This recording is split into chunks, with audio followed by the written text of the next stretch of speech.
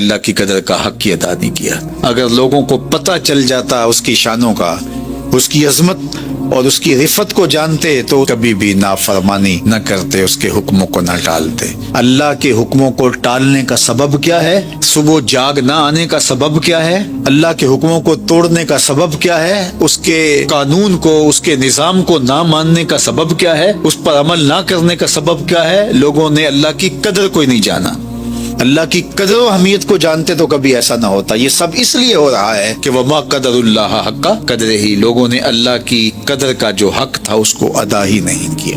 اس لیے لوگ جو ہے وہ دین کو اور اللہ کے احکام کو ایزی لے رہے ہیں، لیکن یہ تو قیامت کے دن پتہ چلے گا جب ایک ایک عمل کا، ایک ایک حرکت کا، ایک ایک سکنت کا حساب ہوگا۔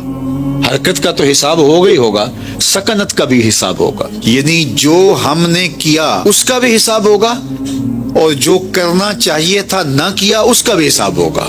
ہم نے جو حرکت کی اس کا بھی حساب ہوگا اور جو حرکت نہیں کی ہے، وہ جو درمیان میں وقفہ تھا اس کا بھی حساب ہوگا۔ بلکہ ایک حدیث میں آتا ہے لا تزول قدم عبد یوم القیامہ حتی یسأل عن اربع، قیامت کے دن اللہ بندے کے قدم اپنے سامنے سے ہٹنے نہیں دے گا جب تک اس سے 4 سوال نہیں پوچھ لے گا۔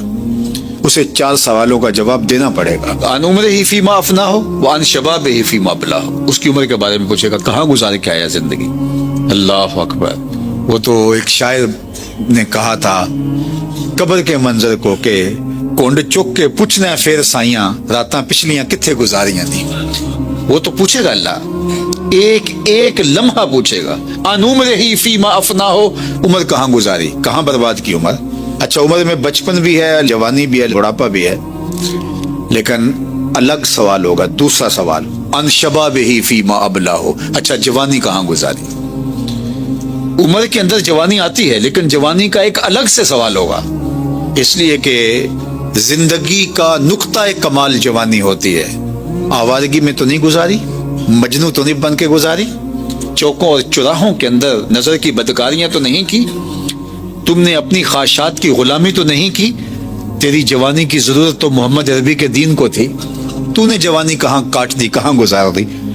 ان شبابہ فیما ابلاہ، دوسرا سوال اللہ پوچھے گا جوانی کے بارے میں کہاں گزاری۔ تیسرا سوال مال کے بارے میں اللہ پوچھے گا کمایا کہاں سے اور خرچ کہاں کیا۔ صرف کمانے کے بارے نہیں ہے، کچھ لوگ کہتے ہیں کہ ٹھیک ہے ہم حلال کما رہے ہیں لیکن خرچ کریں وہ ہماری مرضی ہے، ہم اپنے مال سے خرچ کر رہے ہیں۔ آج کل شادیاں چل رہی ہیں اور لوگ شادیوں کی تقریبات کے اندر ایسے پیسے اڑا رہے ہیں جس طرح پانی بہایا جاتا ہے۔ کچھ لوگوں کی تقریبات تو 15 دن ختم ہی نہیں ہوتی، اور جو مزید اس سے آگے کا طبقہ وہ مہینہ مہینہ شادی کی تقریبات کو لے کے چل رہا ہوتا ہے۔ آج قوالی نائٹ ہے، آج فلاں ہے، بلکہ وہ ایک دن محفل میلاد بھی کروا لیتے ہیں، سمجھتے ہیں چلو اللہ کو بھی راضی کر لیں۔ تم اللہ کو دھوکہ نہیں دے سکتے، یہ تمہارے مکر وہ خوب جانتا ہے کہ تم کیا کرنا چاہ رہے ہو۔ تو پیسے اڑائے جا رہے ہیں، گانے گائے جا رہے ہیں اور للے تللو میں اڑائے جا رہے ہیں، اور دلیل کیا ہوتی ہے؟ ابھی میں کسی کا مال تو نہیں لوٹا، یہ تو میری اپنی کمائی ہے۔ اور نفس ایک دلیل تراشتا ہے یہ کمائے کس لیے جاتے ہیں؟ بچوں کی خوشیوں کے لیے کمائے جاتے ہیں۔ تو ہم نے خوشی بھرپور کرنی ہے، لیکن اللہ قیامت کے دن اتنی دیر تک قدم بندے کے سامنے سے ہٹنے نہیں دے گا جب تک یہ سوال نہیں پوچھ لیتا کمایا کہاں اور خرچ کہاں کیا۔ ہمارا دین ہمیں اپنی اولاد پہ وسعت کے ساتھ خرچ کرنے کی تلقین دیتا ہے، لیکن جو فضول خرچی کے زمرے میں نہ آئے۔ حضرت علی المرتضیٰ کا قول ہے یجب علی صاحب المال ان یوسع علی عیالہ، صاحب مال کے اوپر واجب ہے کہ وہ اپنی اولاد پر وسعت کرے۔ یہ نہیں ہے کہ وہ مالدار ہے تو اولاد کو کچھ دے ہی نہ، وسعت کرے، ان کو دے سکتا ہے ضرورت کے مطابق، لیکن یہ ہر بندہ سمجھتا ہے وسعت کیا ہے اور عیاشی کیا ہے۔ اس فرق کو ہر بندہ سمجھتا ہے، کسی کو مخفی نہیں ہے۔ حضور سے پوچھا گیا نیکی کیا ہے، بدی کیا ہے، اور میں استفت قلبک، یہ مفتی بیٹھے سے ہی پوچھ لے، یہ تجھے بتا دے گا اچھائی کیا ہے اور برائی کیا ہے، یہ تمہیں پتا ہے۔ یہ فضول خرچی ہو رہی ہے، یہ ضرورت ہے، یہ بچوں کا حق ہے، ان کو دینا چاہیے، خوشی ہے، ان کی خوشیوں کو سیلیبریٹ کرنا چاہیے، یہ آپ کو پتا ہے، مجھے پتا ہے۔ اور کہاں تجاوز ہو رہا ہے یہ بھی ہمیں پتا ہے، یہ اللہ نے ہمارے اندر رکھا ہے۔ فَأَلْهَمَهَا فُجُورَهَا وَتَقْوَاهَا، اللہ فرماتا ہے ہم نے انسان کو پیدا کیا تھا تو خیر اور شر کی تمیز اس کے سینے میں ہم نے رکھ دی تھی۔ یہ کسی سے نہ بھی سیکھنے جائے تو یہ ضروری ہدایت ہم نے جو ہے وہ اس کے سینے کے اندر رکھ دی تھی. اسے پتا ہے یہ ضروری ہے اور یہ غیر ضروری ہے. تو اللہ قیامت کے دن بندے کے قدم اپنے سامنے سے نہیں ہٹنے دے گا جب تک یہ پوچھ نہیں لے گا مال کمایا کیسے اور خرچ کیسے کیا. چوتھا سوال کیا ہے؟ عن علم ہی، اس کے علم کے بارے میں پوچھے گا کہ اپنے علم پہ تو نے عمل کہاں تک کیا. ممبر پہ بیٹھ کے بھاشن دیتا تھا یا تیرا اپنا عمل بھی اس کی مطابقت میں تھا؟ لوگوں کو ہی تقریریں کر کر کے سناتا تھا یا اپنا تیرا رویہ بھی اس کی مطابقت میں تھا؟ تیری خلوت اور جلوت بھی اس کے مطابق تھی؟ یہ اللہ تعالیٰ جب تک پوچھ نہیں لے گا اتنی دیر تک بندے کے قدم سامنے سے نہیں ہٹتے. اب ظاہر ہے جتنا علم آپ کے پاس ہے اور آپ کا جو بھی دائرہ ہے تو آپ سے اللہ پوچھے گا، اور جو میرے پاس ہے اگر 2 لفظ زیادہ میں نے پڑھ لی ہیں تو پھر میرے سے سوال زیادہ ہوگا، اور جو اس سے بڑے ہیں اور اونچی مسندوں پہ بیٹھے ہیں تو ان سے بھی سوال ہوگا. یہ مجھے اور آپ کو اس کی تیاری کرنی ہے. اسی لیے جو ہم کہہ رہے ہوتے ہیں اس کے اندر اثر اتر ہی نہیں سکتا جب تک ہمارا عمل اس کی مطابقت میں. ہواؤں میں اڑتی ہوئی تتلیوں کی طرح لفظ رنگ تو جماتے ہیں لیکن سینے میں ترازو نہیں ہوتے اگر میرا اور آپ کا کہا ہوا جو ہے اس کے پیچھے ہمارا عمل اس کی مطابقت میں نہ ہو.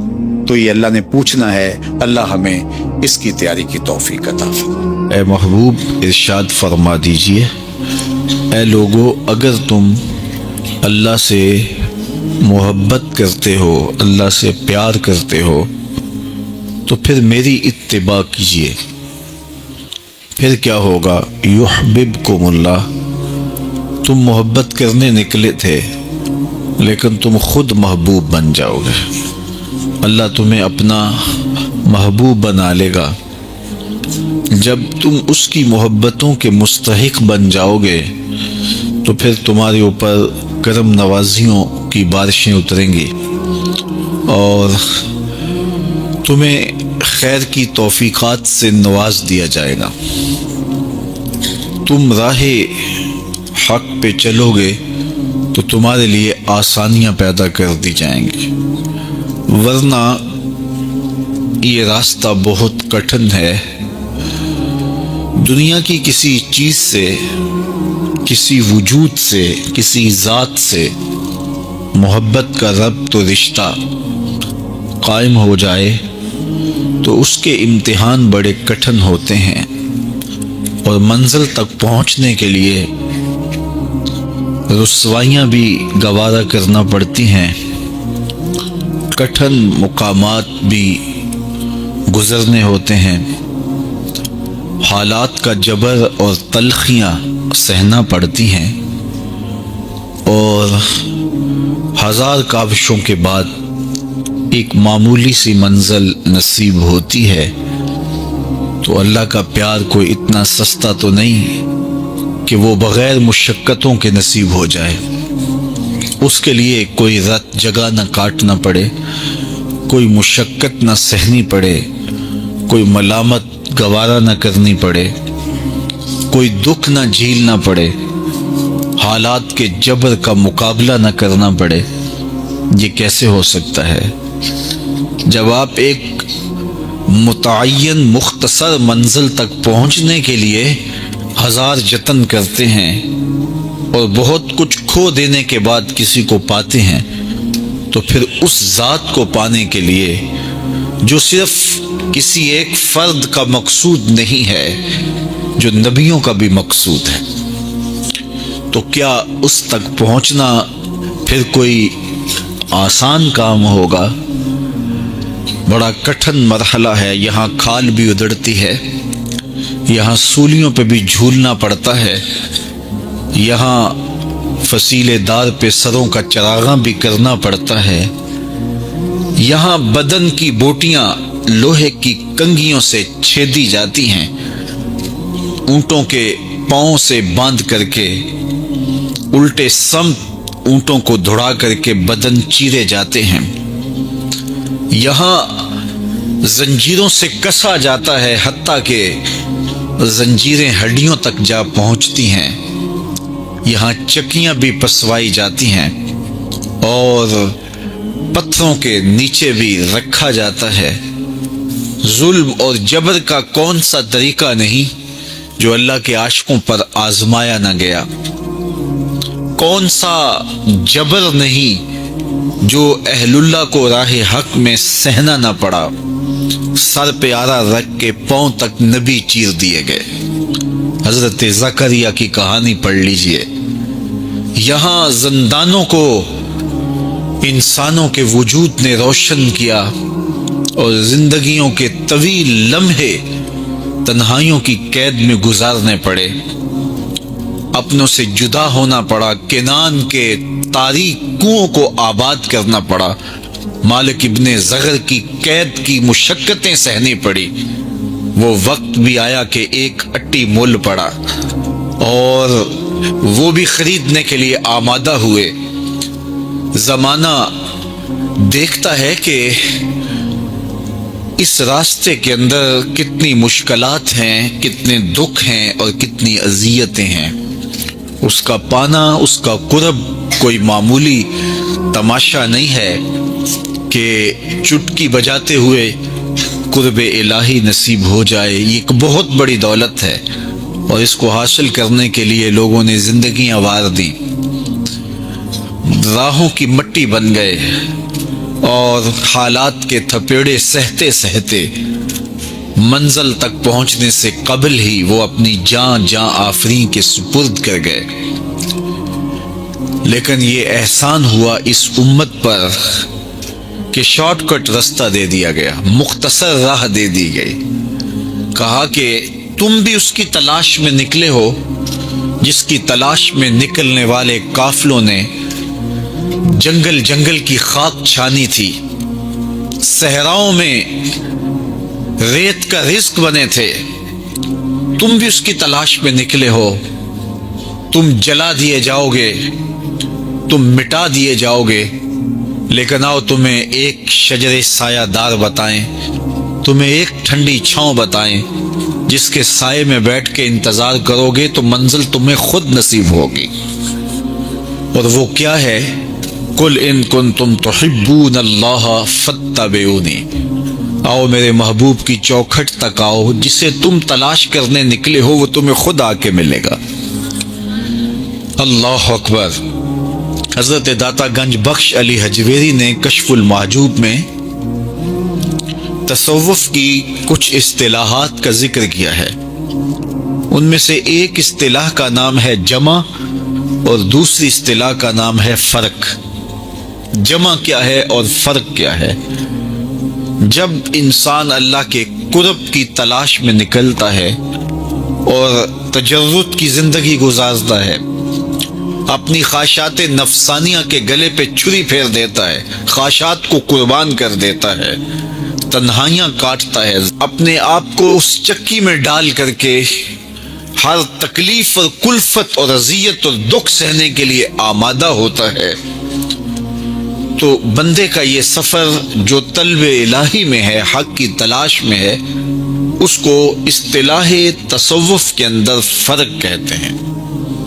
اور پھر جب بندے کی اس طلب پر، تگ و تاس پر، اس کی تڑپ اور بے تابی پر اللہ کو رحم آتا ہے تو وہ اپنے بندے کو اپنے قرب سے نوازتا ہے، تو اس کو شریعت کی اصطلاح میں، تصوف کی اصطلاح میں جمع کہتے ہیں۔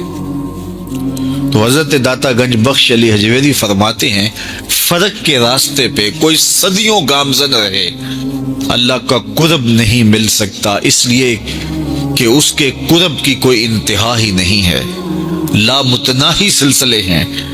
تو جہاں بھی جائے گا منزل آگے ہوگی، تو پھر قرب ملے گا کیسے؟ کہا کہ جب بندے کی تگ و تاس، جد و جہد، تڑپ اور محبت اور بے چینی، اضطراب اور بے تابیاں مالک دیکھتا ہے، تو پھر اللہ تعالیٰ بندے کی طرف اپنی رحمتوں سے متوجہ ہوتا ہے۔ اور حدیث میں آتا ہے جب میرا بندہ میری طرف ایک قدم چلتا ہے میں اس کی طرف 70 قدم آتا ہوں، اور جب میرا بندہ میری طرف چل کے آتا ہے اتیتہ ہر والا، میری رحمتیں دوڑ کے اس کا استقبال کرتی ہیں، تو پھر وہ کرم نوازی فرماتا ہے۔ تو پھر اس قاعدے کو جمع کا قاعدہ کہتا ہے۔ تو قربت تب ملتی ہے جب جمع کا قاعدہ رو بعمل ہو، اور یہ قاعدہ رو بعمل کب ہوتا ہے؟ جب حضور کی اطاعت نصیب ہو۔ فتبعونی کی شرط کے ساتھ جمع کا قاعدہ تب رو بعمل ہوتا ہے جب حضور کی اطاعت اور فرما برداری بندوں کو نصیب ہوتی ہے۔ تو ارشاد فرمایا اگر تم چاہتے ہو کہ اللہ تم سے محبت کرے تو پھر میری اتباع کرو. تم اس کی محبت کے لیے نکلے تھے اور تم نے خاک چھاننی تھی در در کی اور تم نے رت جگہ کاٹنے تھے، لیکن جب تم اطاعت کے زمرے میں آؤ گے، محبوب کی راہوں پہ چلنے لگ جاؤ گے، تو پھر تم سوئے ہوئے ہوگے، قرب تمہاری تلاش میں ہوگا.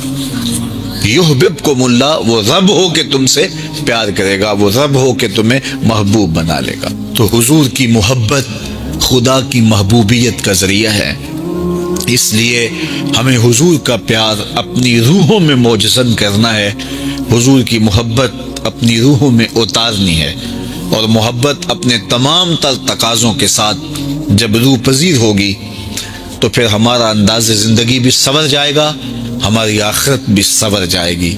محبت کے من جملہ تقاضوں میں سے سب سے بڑا تقاضا محبوب کی اطاعت ہے کہ بندہ جس سے پیار کرتا ہے اس کی بات مانتا ہے. یہ ہے دعوی محبت کا ثبوت، اس کی دلیل. اور حضور کے صحابہ کی زندگیاں دیکھیے کہ انہوں نے حضور علیہ الصلوۃ والسلام کے ساتھ کیسے پیار کیا. جب ہمارے دل صاف ہوں گے بغض سے، حسد سے، کینے سے، نفرتوں سے، تو اس دل میں جمال یار نظر آئے گا. لیکن ہم نے دل کے آئینے کو خود ہی گدلا کیا ہوا ہے اور خود ہی میلا کیا ہے. سویر سے لے کر شام تک ہم دیکھیں کیا کیا حسد پالتے ہیں. شریکہ برادریاں ہماری الگ ہیں، باہمی رقابتیں الگ ہیں، لوگوں سے دشمنیوں کے بت الگ پال رکھے ہیں، نفرتوں کے شیشناک بھنکار رہے ہیں، اور عجیب ہماری تلخ زندگی ہے اور اس کی تلخیاں خود ہماری زندگی کے سکون کو لوٹ چکی ہیں. اگر ہم چاہتے ہیں کہ ہماری زندگی خوشگوار گزرے، ہماری زندگی کے اندر ٹینشن نہ ہو، ہماری زندگی طمانیت کا مرقع بن جائے، تو سب سے پہلے اپنے دل کو کدورت سے صاف کرنا ہوگا، دل کے آئینے کو مصفہ کرنا ہوگا، اندر کی دنیا کو مزکہ کرنا ہوگا.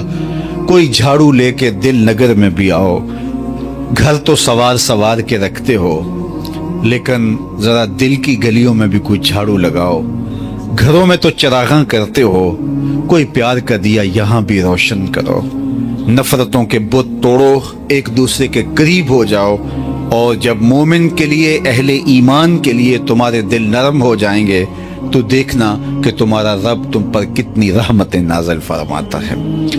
تو سب سے بڑی چیز یہ ہے کہ ہم اپنے قلوب کی صفائی کا، اس کی تطہیر کا، اس کی پاکیزگی کا سامان کریں، چونکہ بنیاد یہی ہے. دل اگر صاف ہے تو پورا بدن ٹھیک ہو جاتا ہے، دل اگر خراب ہو جائے تو پورا بدن خراب ہو جاتا ہے. میرے اور آپ کے آقا و مولا نے فرمایا الا ان فی الجسد مضغہ، انسان کے جسم میں گوشت کا ایک ٹکڑا ہے، جب یہ صحیح ہو جاتا ہے تو پورا جسم صحیح ہو جاتا ہے، اور جب یہ خراب ہو جاتا ہے تو پورا جسم خراب ہو جاتا ہے. پھر ارشاد فرمایا الا وہی القلب، سن لو، گوشت کے اس ٹکڑے کا نام دل ہے.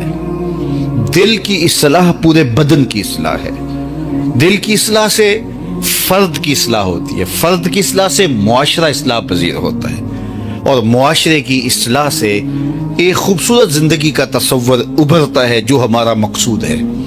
لیکن ہم اپنے دل کو نفرتوں کے الاؤ میں رکھا ہوا ہے، اور ہر وقت حسد، بغض، کینے ہمارے سینے کے اندر پل رہے ہیں. کسی کو اللہ کوئی دولت عطا کر دے، کسی کو عزت مل جائے، کسی کو شہرت مل جائے، تو ہم خام خواہ کی آتش غیظ و غضب میں جل رہے ہوتے ہیں. تو اپنے دل کی پاکیزگی کا ساما کرنے کی ہمیں تلقین کی گئی ہے. تو فرمایا یہ صحیح ہو جائے تو پورا جسم صحیح ہو جاتا ہے. بلکہ حضرت رومی علیہ الرحمہ نے تو قلم توڑ دیا، دل بدست آور کے حج اکبرست، از ہزاراں کعبہ یک دل بہترست، کعبہ بن گاہے خلیل اطہرست، دل گزر گاہے جلیل اکبرست. کہا دل کو قابو میں لے آ، یہی حج اکبر ہے، ہزار کعبے سے ایک دل بہتر ہے. کہا اس لیے کہ کعبہ حضرت ابراہیم خلیل کی گزرگاہ ہے، دل رب جلیل کی گزرگاہ. اور اگر کعبے بھی چلے گئے، دل ہی صاف نہ ہوا تو وہ کیا کسی نے کہا تھا نا کعبے گیا گل نہیں مک دیجئے دلو نہ مکائیے. تو اس کا صحیح ہونا پہلی شرط ہے. دل کی اصلاح پورے بدن کی اصلاح ہے, اس کی ستھرائی پورے بدن کی ستھرائی ہے. تو اس لیے اس کو قابو میں کرو. یہ کائنات ہے. ہمارے صوفیاء پہلی توجہ دیتے ہی دل پہ ہیں. جو عالم ہوتا ہے اس کا حملہ دماغ پہ ہوتا ہے, لیکن صوفی کا حملہ دل پہ ہوتا ہے. وہ سمجھتا ہے دل ٹھیک ہو گیا تو پورا بدن ٹھیک ہو جائے گا. دل کی اصلاح پورے بدن کی اصلاح ہے. صوفیاء اس کو کائنات صغیر کہتے ہیں, چھوٹی کائنات. پوری کائنات کو اگر اس کا خلاصہ بنائیں تو دل بنتا ہے, دل کو پھیلائیں تو کائنات بنتی ہے. وچے بیڑے وچے چھیڑے وچے ونج مہانے ہو 14 طبق دلے دے اندر تمبو وانگوں تانے ہو. تو کامیاب ہوا ہی وہی, حقیقی کامیابی اسے ملی کہ جس نے اپنے دل کو ٹھیک کیا, جس نے اپنے اندر جھاڑو دیا, جس نے اپنے باطن کی صفائی ستھرائی کے سامان کیے, جس نے اندر کے میل اتارے. اللہ اکبر. جس نے اپنے اندر کی غلاستیں دور کی.